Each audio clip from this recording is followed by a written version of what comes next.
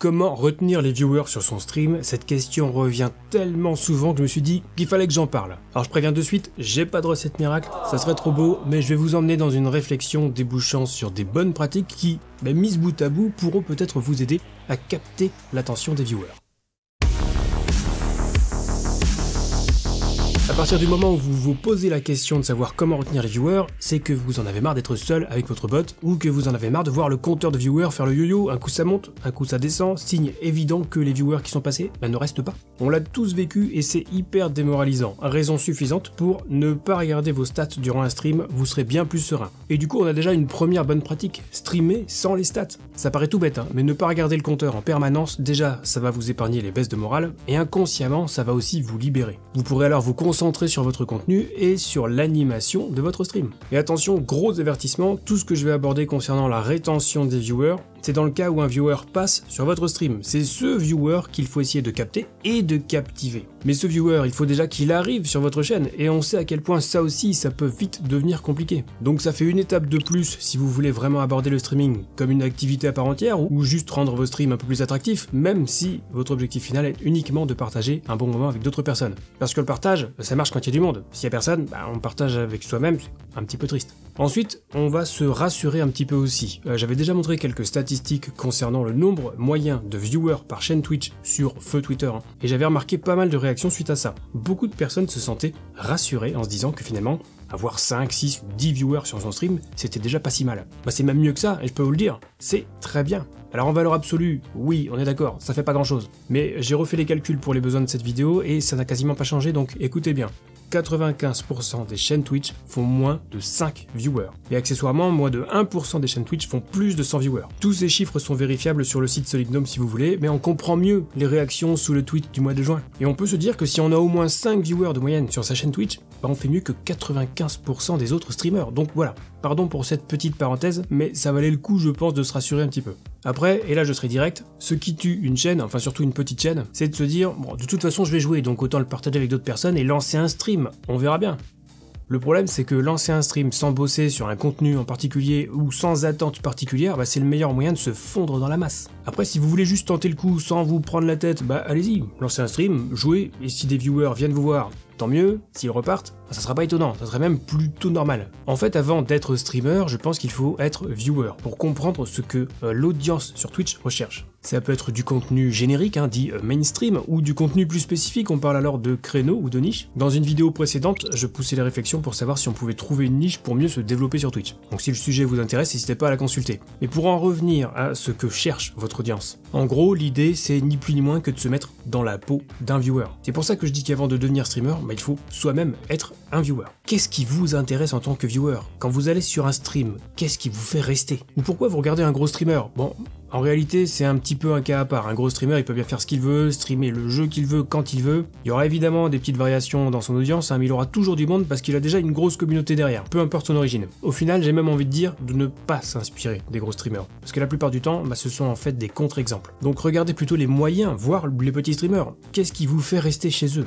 À part l'ambiance, parce qu'on va me répondre ça dans les commentaires, je le sens. D'ailleurs, je vais reformuler la question. Qu'est-ce qui vous a fait rester chez un streamer quand vous l'avez découvert pour la première fois? Vous êtes tombé sur un moment insolite, sur une blague, un exploit en jeu ou un fail monumental? Il y a bien une ou plusieurs raisons qui font que vous avez accordé votre fidélité à un streamer ou une streameuse en particulier. Mais quoi? Alors je suis pas l'expert absolu en rétention d'audience, moi-même je n'ai qu'une humble chaîne Twitch avec une petite audience, mais j'aime bien me renseigner sur tout ce qui est marketing, acquisition de prospects, taux de rétention, tout ça, même si ça serait un petit peu bizarre de vouloir appliquer ça au streaming, ça perd peut-être un petit peu de son charme et rend l'expérience un petit peu moins spontanée. Mais faut savoir ce qu'on veut, et je pense sincèrement que c'est en essayant de répondre à des questions de ce type qu'on pourra trouver des pistes pour commencer justement à retenir des viewers sur son stream. Donc on en revient au questionnement initial, à savoir pourquoi on reste chez un streamer ou une streameuse. Sauf dans de très rares cas où le streamer a une personnalité forte ou est très charismatique et que ça suffise à accrocher suffisamment les viewers pour qu'ils restent sur le stream, en règle générale, et c'est d'une logique implacable, si je propose la même chose que 95% des autres streamers, je vais pas spécialement me démarquer. Et si les viewers peuvent me découvrir éventuellement au hasard sur Twitch via des recommandations ou autres, eh ben les faire rester sera quasiment impossible puisque mon stream pourra être remplacé par un autre, le viewer ne fera pas la différence. Il faut donc faire une proposition au viewer, une proposition au sens large.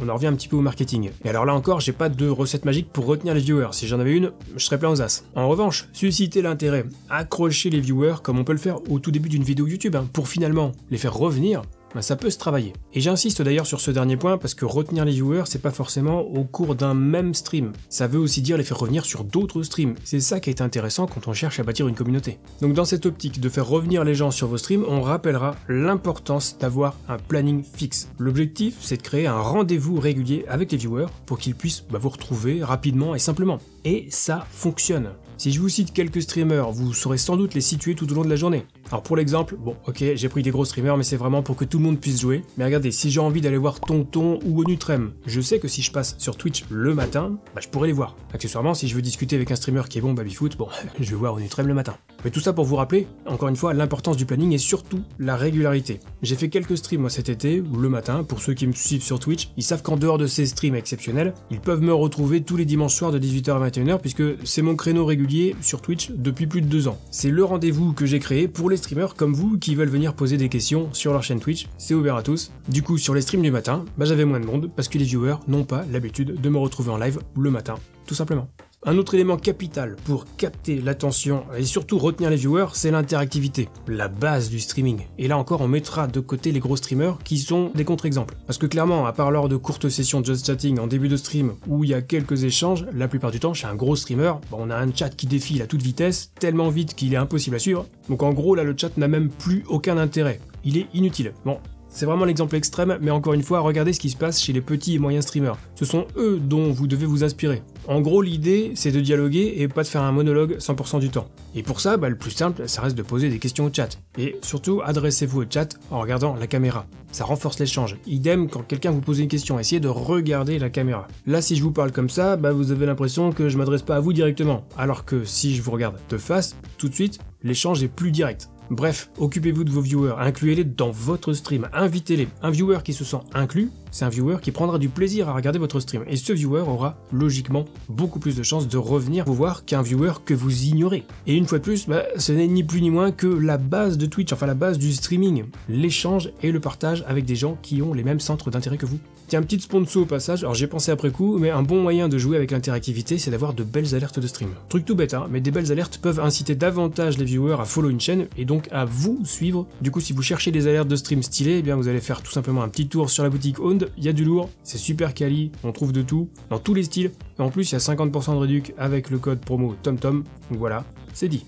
Un petit mot au passage sur les lurkers, les fameux viewers de l'ombre, ceux qui sont là en sous-marin. Ces viewers vous regardent même s'ils n'ont pas forcément envie de s'exprimer dans le chat. Ils sont là, avec le stream en fond. Moi c'est ce que je faisais une période en bossant le matin, un petit stream de gob en fond, c'était nickel. Et ces lurkers, vous pouvez tenter de les solliciter, mais n'en abusez pas non plus. Tout le monde ne consomme pas Twitch de la même façon. Et il faut pas forcer les gens à parler dans le chat s'ils en ont pas envie. Au contraire, forcer la main, des fois ça peut faire fuir les gens. Après, voilà, une petite perche tendue de temps en temps, ça fait pas de mal. Par exemple, une question au débeauté adressée au viewer ou un avis un petit peu tranché pour réveiller les consciences. On saupoudre comme ça le live de petites incitations à l'interactivité, tout simplement parce que c'est la beauté du streaming et c'est aussi pour ça que vous êtes toujours plus nombreux à vous y essayer. Ce qui fait par ailleurs écho au partage que j'évoquais en tout début de vidéo, mais encore une fois, il faudra être subtil dans vos appels du pied, sous peine d'observer des effets négatifs. Et au-delà des bonnes pratiques précédentes qui donc incitent à l'interactivité, on peut aussi s'orienter vers un type de contenu favorable à la rétention des viewers. Là, je vais reprendre l'exemple d'une niche dont j'ai déjà parlé, c'est le speedrun. C'est une catégorie de stream que moi je trouve vraiment très intéressante, tout simplement parce qu'il y a un engouement directement pour ce qui se passe en live.